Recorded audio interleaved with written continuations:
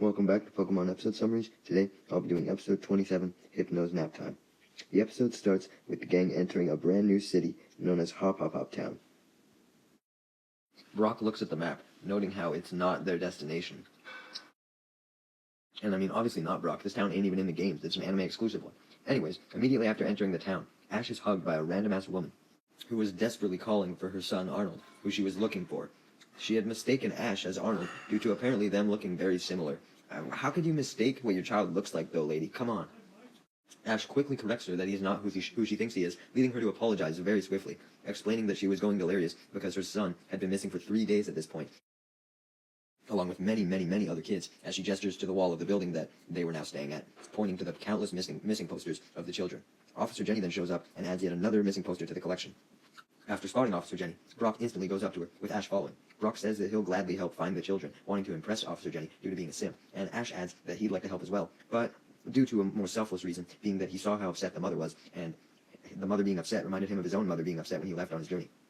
Or maybe he was just reminded of his mother because they look so similar, goddamn. With both of her friends deciding to help, Misty decides to help as well, although she has no particular reason to. Officer Jenny then clarifies that although all the kids did go missing on the same day, they seem to have nothing else in common, so their absence was really bizarre. The gang then follows Officer Jenny to the Pokémon Center to ask questions regarding the children's whereabouts. Officer Jenny asks some kids if they've seen one of the missing kids, with Brock trying to help, but ultimately just scaring the kids. Damn, Brock, you're a creep with girls and you scare kids. You have some serious red flags, bro, damn. Ash and Misty are thankfully able to get a bit more information as they talk to Nurse Joy, who reveals that a whole bunch of Pokemon have suddenly lost their energy as of 3 days ago, which is coincidentally when all the kids went missing. There must be a link there. The gang and Officer Jenny then reconvene as Nurse Joy shows them the examples of the tired Pokemon, being a Cubone, Oddish, Magikarp, and even a Psyduck, even though it looks pretty awake to me, but you know. Ash even checks his Pokedex on Psyduck, likely wondering why it was holding its head like it was in pain. Pikachu then grows drowsy, implying that there's definitely something going on with the area, and it turning Pokemon into sleeping lazy bitches at this point.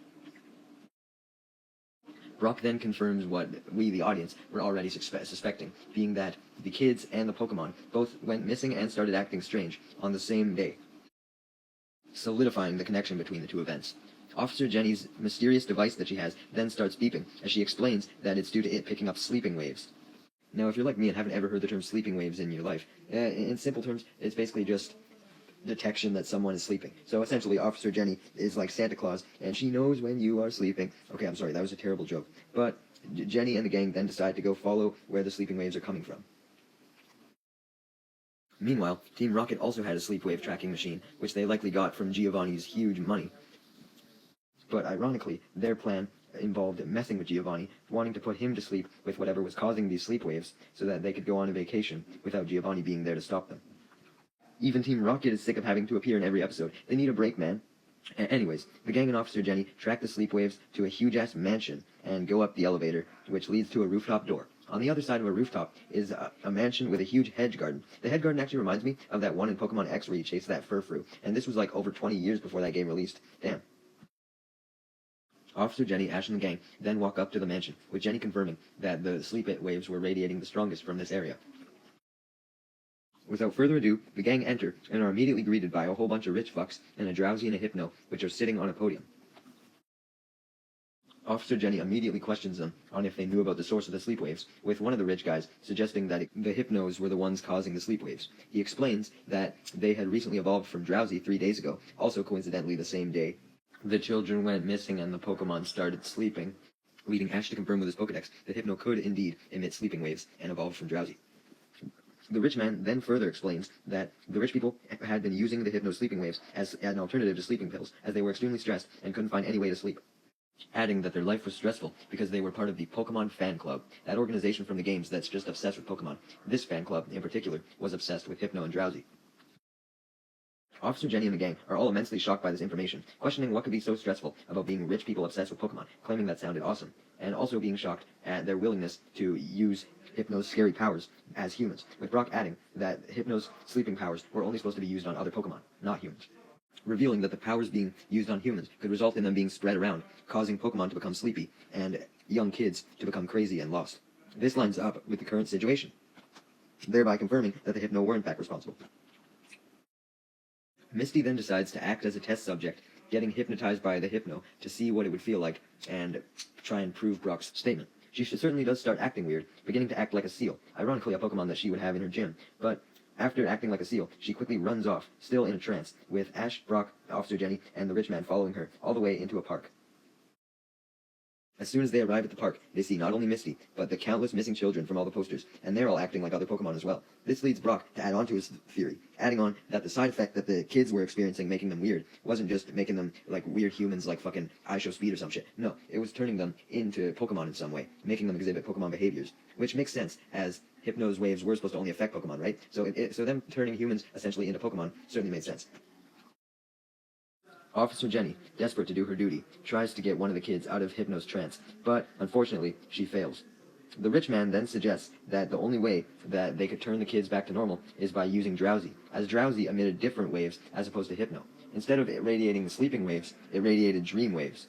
Dream waves are essentially released by your body when you're in the very relaxed state before you're about to sleep, or when you're dreaming. So the man essentially thinks that if the kids can be put into a relaxed state with these dream waves, then it would counteract them acting all crazy like Pokemon from Hypno's waves. So, Ash and the gang, not having any other option, decide to take up the man's suggestion, leading Misty back to the Pokemon Fan Club mansion and having Drowsy use its dream waves to put Misty into a trance. These waves relax her very much and do take away Hypno's sleeping waves, returning her back to normal, waking her up and removing her seal-like state, much to the gang's relief, with Ash stating how weird Misty was acting, making Misty angry. Ash and the gang then depart the mansion yet again, with Ash carrying Drowsy on his back so that he can be used to break all the other kids out of their trances. However, Team Rocket get in the way as usual, having tracked the sleeping waves to the mansion thanks to their machine, wanting to commence their plan of putting Giovanni to sleep. Team Rocket then very quickly recites their basic-ass motto that they always do every episode, before Jessie pulls out a mirror, wanting to get Hypno to hypnotize itself, as if Hypno hypnotized itself, then Team Rocket could use it to do their bidding, which included putting Giovanni to sleep. Hypno begins to hypnotize the mirror, hypnotizing itself, but Ash throws a potted plant from the hedge, and it breaks the mirror. I guess the furfrou hedge did come in handy after all. Team Rocket get pissed off, but then pivot to a plan B, which is something more up their alley, which is just to capture the Hypno and Drowsy, this time utilizing whips to do so. With Ash busy trying to stop Drowsy from being pulled in by the whip, Misty is the one who has to take action against Team Rocket, sending out her Staryu to cut the whips so that they can't be dragged by Team Rocket anymore. With the whips cut, this leaves Ash free to use his Pidgeotto to use a gust attack, which sends Team Rocket flying, blasting off. Man, they really didn't last long this time, did they? With our daily dose of Team Rocket dealt with, Ash and the gang are able to go to the park like they originally planned and use Drowsy's dream waves to turn all the kids back to normal, out of their Pokemon-like state, allowing them to successfully reunite with their parents. As for Pikachu, and presumably all the other Pokemon at the Pokemon Center, they all wake up once again. As for the original mother, who notified Ash and the gang of the whole incident, she also successfully reunited with her son, who, I have to confirm, does not really look like Ash at all. She shouldn't have got them mixed up. But anyways, Ash and the gang are very satisfied with a job well done and return to the Pokemon Center to see that all the other Pokemon have also regained their energy like Pikachu. Misty then questions what the Pokemon could have been dreaming about during their long-ass slumber, with Brock adding that since they were all pre-evolutions, they likely all dreamed of evolving. This reminds me of Starter Squad by Shippage, where it's a Pokemon's sole want to just evolve and get stronger, so maybe this was the case. Ash then congratulates himself on successfully saving the kids, wanting to take all the credit for the situation, but Brock and Misty quickly remind him that he didn't do that much at the end of the day, because without Officer Jenny's machine, none of this would have been possible in the first place. And, I mean, you can't really blame Ash for wanting to take credit. He's the main character. Nurse Joy then notes how there's still one Pokemon, being the Psyduck from earlier, that hasn't stopped being tired yet. Brock, wanting to impress Officer Jenny, decides to take up training it and hopefully making it better, stating that since he was a Pokemon breeder wannabe, it was his job. However, when he gets outside and the Psyduck starts following him, he quickly gets annoyed, and now knowing that Officer Jenny wouldn't see the progress it would make anyway, he decides, you know what, I'm not taking care of this thing if I'm not getting anything in return. Selfish prick. And decides to ask Misty to take care of him instead, arguing that she would be a better fit, since Psyduck was a water Pokemon. When Ash clarifies with his Pokedex, however, that Psyduck's headaches were permanent, with no way to remove them, Misty gets severely angry, not wanting to have to deal with that for her whole life. But she gets so angry that she trips, fucking clumsy bastard, and drops one of her Pokeballs out of her pocket. Psyduck willingly goes into the Pokeball against Misty's will, thereby becoming her Pokemon officially. Ash congratulates Misty, thinking any capture of any kind was automatically good, but Misty is immensely depressed now. The episode then ends with some goofs and gaffs, as it shows Psyduck inside the Pokeball, with the narrator breaking the fourth wall to sarcastically congratulate Misty on her capture, which angers Misty. So, I guess that means that the characters know that they're in a show, guys? Whoa, this totally wasn't just a random goof. But, seriously, if even the narrator was willing to make a sarcastic joke about Psyduck, I think this shows where Misty and Psyduck's relationship is going to go.